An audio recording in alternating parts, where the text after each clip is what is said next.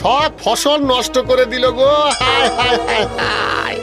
মাধব এক চাষি, সামান্য এক চিলতে জমি চাষ করে সেই ফসল দিয়ে তার মা, বাবা, বউ, মেয়ের ও তার নিজের পেট চালায়। কিন্তু মাঝে মাঝেই কোথা থেকে ঝাঁকে ঝাঁকে হজারু এসে তার জমির ফসল নষ্ট করে দেয়। ওগো, ভর দুপুর বেলায় মাথায় হাত দিয়ে বসলে সংসারের অকল্যাণ হয়। আর অকল্যাণ। সবই আমাদের কপাল গো, সবই আমাদের কপাল।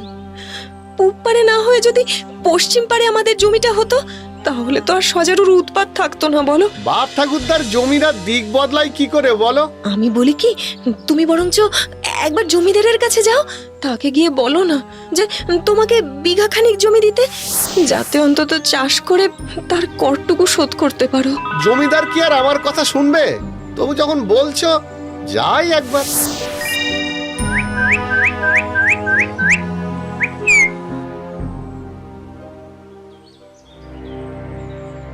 হুজুর। কি ব্যাপার মাধব, দেনা শোধ করতে এলি নাকি? না হুজুর, তবে কি আবার ধার চাইতে এলি? একরকম তাই হুজুর। কিন্তু পুরনো দেনা সুদে আসলে না মেটালে আমি তো আর ধার দেব না। হুজুর, ঠিক তেমন নয়। বলছিলাম যে আপনি যদি আপনার কিছুটা জমি চাষ করতে দেন আর কি, মানে তাতে ফসল যা ফলবে তার 3 ভাগের 1 ভাগ আপনাকেই দিয়ে দেব। বিলের ধারের পতির জমিতে যদি চাষ করতে পারে মন্দ কি? আবার শোন, ওই বিলের ধারে বিঘা 5 জমি আছে, ওটা নিতে পারিস। কিন্তু ও যে পতির জমি হুজুর। সে নিতে হলে নে, না হলে থাক। না না, ঠিক আছে হুজুর, আমি ওতেই ফসল ফলাবো। তবে হ্যাঁ, জমি বাবদ প্রতি মাসে 4 টাকা করে দিবি। আচ্ছা হুজুর। কোনো লেখাজোকা ছাড়াই মাধব জমিদারের কাছ থেকে পতিত জমি নিয়ে আনন্দে বাড়ি ফিরে আসে। খিদে পেয়েছে তো। দিচ্ছি রে বাবা, দিচ্ছি। কি, এই নে, খেয়ে নে। শুধু ফ্যান আর নুন, একটু ভাত দিবি না মা? দেবো তো সোনা, ভাত তো দুপুর বেলায় দেবো। শুনছো, ওই বিলের ধারে 5 বিঘা জমি দিলেন জমিদার বাবু। সে কি গো, ওই বিলের জমি তো পতিত জমি। হ্যাঁ, আর ওই জমি বাবদ জমিদারকে মাসে 4 টাকা করে দিতেও হবে। এ তো মরার উপর খাঁড়ার ঘা গো। আর উপায় কি বউ? সে যে করেই হোক ওই জমিতে ফসল ফলাতেই হবে। বেশ, কাল থেকে আমিও যাব তোমার সাথে জমিতে চাষ করতে। মা, আমিও যাব তোমাদের সাহায্য করতে। যাবি? আমরা তাহলে সবাই মিলে ওই জমিতে সোনা ফলাবো। তাই যেন হয় বউ, তাই যেন হয়। এইভাবে জমি পরিষ্কার করে যখন লাঙল দেবার অবস্থায় এলো, তখনই হলো আসল সমস্যা। যাক, এবারে কাল থেকে জমিতে লাঙল দিতে পারবে। যাই, অন্যবারের মতো বিলুর কাছ থেকে গরু দুটো চেয়ে আনি গিয়ে। হ্যাঁ হ্যাঁ হ্যাঁ, যাও, কাল থেকেই তবে লাঙল দেওয়া যাবে। যাও যাও যাও। কিন্তু এবার আর বিলু মাধবকে গরু দিতে রাজি হয় না।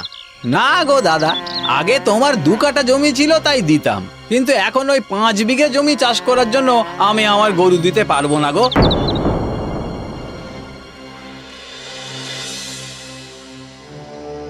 দরকার নেই গরুর, তুমি চিন্তা করো না, কাল জমিতে লাঙল পড়বেই পড়বে। সে কিভাবে? কেন, আমি আছি তো, আমার মেয়ে আছে। তোমরা? হ্যাঁ, আমরা।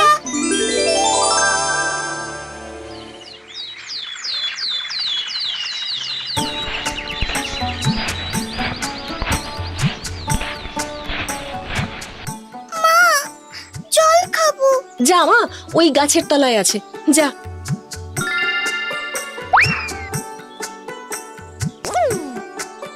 বলি কি, একটু বিশ্রাম নিলে তো পারতিস, যা না, গিয়ে একটু বস।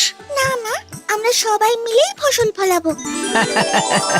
আরে বৃথা চেষ্টা করছো মাধব দাদা, এই জমিতে যদি ফসল ফলতো তবে কি আর জমিদার মশাই এতদিন ফেলে রাখতেন? হ্যাঁ, দেখি না ভাই চেষ্টা করে, ফল নিশ্চয়ই পাবো। আর পেলো তাই।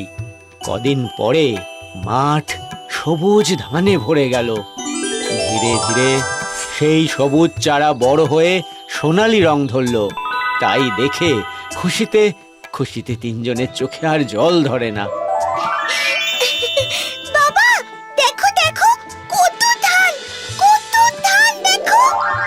গো দাদা, তুমি করে দেখালে বটে, হ্যাঁ? ঝাঁপিয়ে ফলেছে ধান। দেখো গো, দেখো দেখো, আমরা পেরেছি গো। জমিদারকে দিয়েও এত ধান থাকবে যে বিক্রি করে খেয়ে কুলোতে পারবো না আমরা। হ্যাঁ। সময় যায়, ক্রমশ মাধব ফুলে ফেপে উঠতে থাকে। এখন তার পাকা বাড়ি, গোয়াল ভর্তি গরু, দিনরাত তার হয়ে গন্ডা গন্ডা লোক খাটছে। ওদিকে ক্রমশ জমিদারের অবস্থা খারাপ হতে থাকে। এমনকি এখন আর গ্রামের চাষিরা তাকে মানতে চায় না। ফলে কর খাজনা কিছুই জোটে না। তাই একদিন জমিদার এসে উপস্থিত হয় মাধবের কাছে। দেখো দাদা, তুমি যদি ধান না দাও বীজই কিনতে পারবো না গো। কিন্তু মনে রেখো, সময়ে শোধ করতে না পারলে কিন্তু চক্রবৃদ্ধি হারে। হ্যাঁ, আরে দেবো দেবো। মাধব আছিস নাকি? মাধব, আরে জমিদার বাবু যে, আসুন আসুন। দেখ বাবা, তোর তো অবস্থা ফিরেছে। এবার আমার ওই 5 বিঘে জমি ফেরত দে, আমি লোক লাগিয়ে চাষ করি। জমি? কার জমি? কেন? আমার। সে তো কোথাও লেখা আছে নাকি? তা নেই, কিন্তু গ্রামের সবাই জানে তো ও জমি আমার। ও জমির দাম যে আমি চুকিয়ে দিইনি, তারই বা কি প্রমাণ আছে? এসব কি বলছিস? হ্যাঁ, তোর অভাবের সময়। ওসব ভুলে যান জমিদার মশাই। জমি কার সে জমিকে প্রশ্ন করেই জানতে হবে। হ্যাঁ, জমি কথা কইবে? বলবে, জমি তো মা। আগামী পূর্ণিমার রাতে আমরা জমিতে যাব। মাঠের দক্ষিণ কোণে বেল গাছের নিচে দাঁড়িয়ে জমি দেবীর কাছে জানতে চাইবো যে জমি কার। জমি যার তাকে সাড়া দেবে, জমি তার। রাজি? উপায় বা কি? বেশ, আমি রাজি। তবে গায়ের গণ্যমান্য লোকজনদের ডাকতে ভুলবেন না, তারাও সাক্ষী থাকবেন। বেশ বেশ, তাই হবে।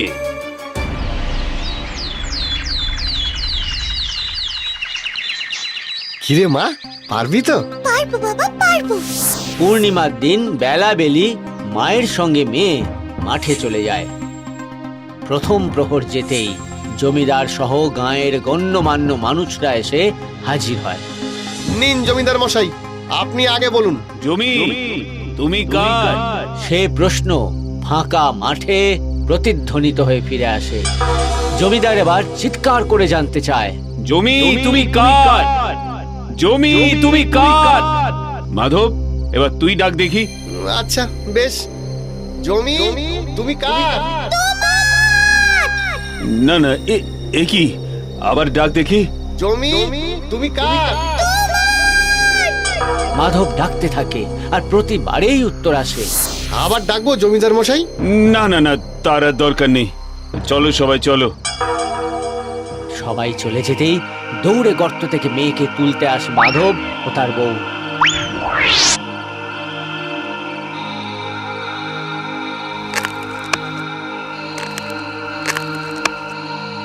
আয় আয় আয় মা, বেরিয়ে আয় মা। এতদিনে এই সমস্ত জমি এখন আমার।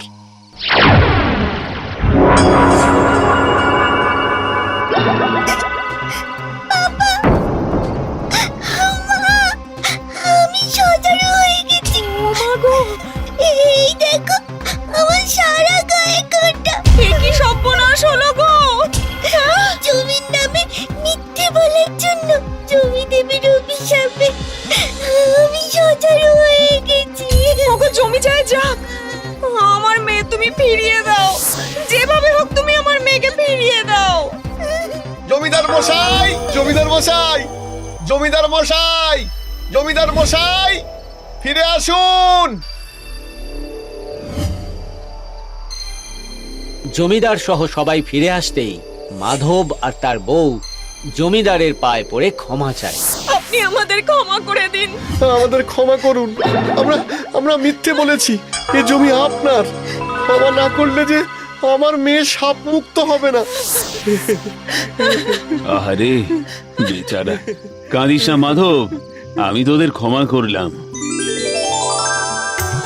মা, পাখি, বাবা, আমার পাখি, আমাদের মেয়ে। মা, মা তুই ঠিক হয়ে গেছিস মারে।